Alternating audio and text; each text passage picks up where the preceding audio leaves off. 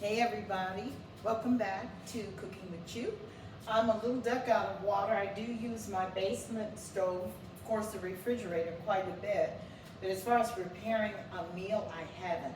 I've used the oven to roast a turkey or a ham, something like that, or maybe to put a big pot of baked beans in, just because there's no room in my oven upstairs. The oven is a little bit bigger. When we moved in, I couldn't believe how small the oven was. I never paid it any attention.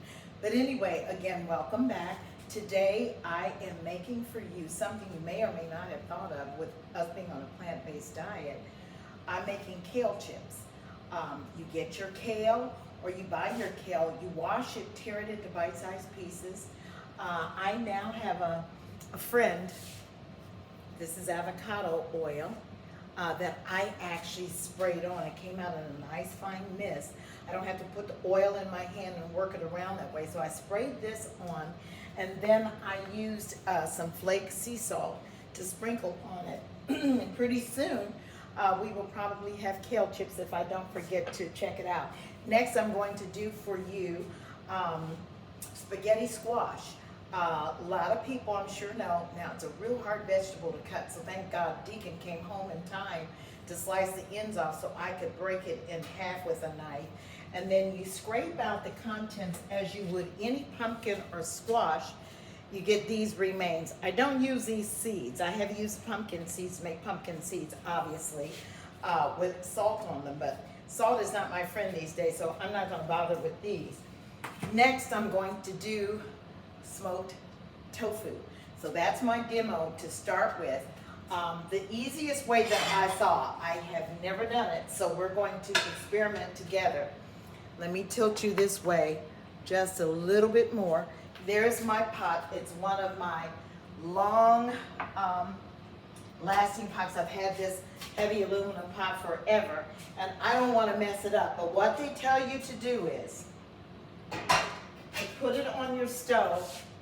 You can use dry chips, smoking chips, or you can use pieces of, this is apple and hickory smoking wood. This has been soaking way longer than it was supposed to because I tried to get busy to prepare for this.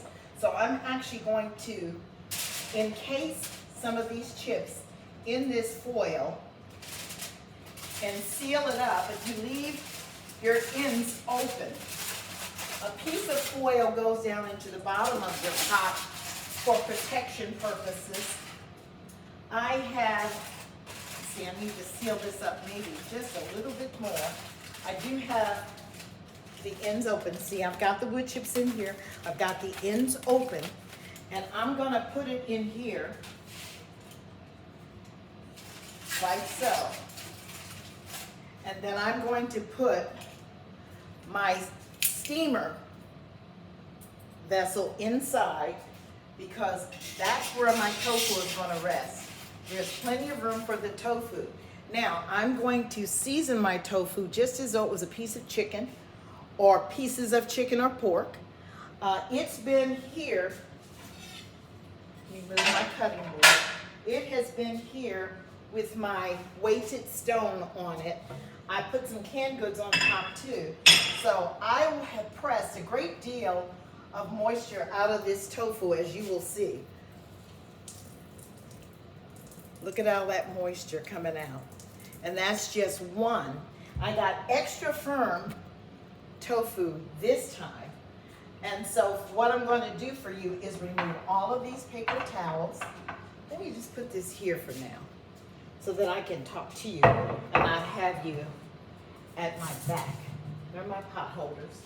Okay, so I'm gonna put this in the sink. It's wet. My tofu is extra firm. See that? I got this at Walmart yesterday. And I got a superior tofu. So I've got actually 3 bricks in here. I probably won't be able to fit that many into my smoker. And what I am going to do is slice these into manageable pieces, almost like a smaller half of a chicken breast. And I will show you them once I get them sliced. There are 2 different textures here. There's the extra firm and then there's the superior firm, which means it's even more firm. Look at that. Very little moisture left in that. Okay, this is the one that I haven't. This one's a different type. I'm going to put that piece over here so that I can quickly slice this. I don't want to run out of time, and I want to make sure that you see what this spaghetti squash is like. What you do is you take this squash, you cut it in half, and then you pull all of the seeds and the internals out like I showed you.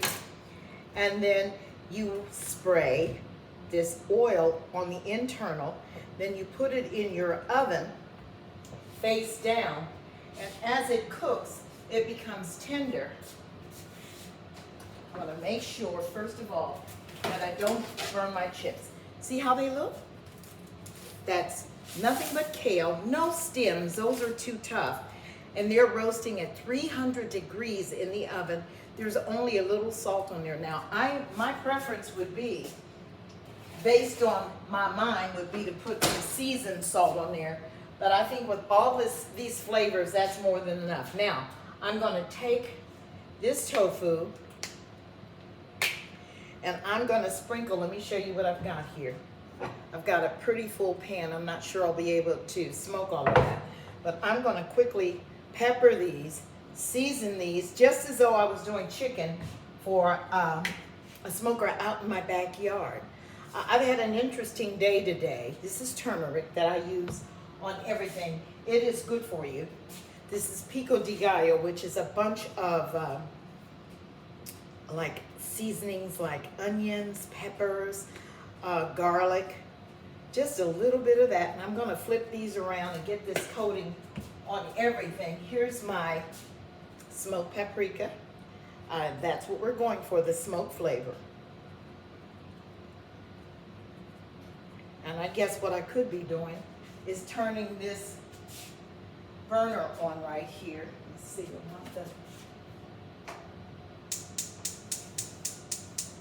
and what you do is, I'm gonna do it away from here, and obviously we're gonna be smoking, so that's exactly why I'm in my basement. I am not trying to smoke the house up because I don't know exactly what I'm doing. And I'll tell you what I'm going to do is take this steamer out. It's clean, and I'm just gonna lightly coat it with oil so that hopefully this tofu will stay. And then we're gonna seal this up, and hopefully I won't mess my pan up. Now we've done the smoked paprika. I'm hoping that's enough. I've got some barbecue rub. I'm gonna flip these over. And this smoker is supposed to smoke it high once you get everything in for about 5 minutes. Then you turn the fire way down and cook it for another 10-15 minutes. Obviously, tofu is not raw meat, so I don't think it has to go for too long.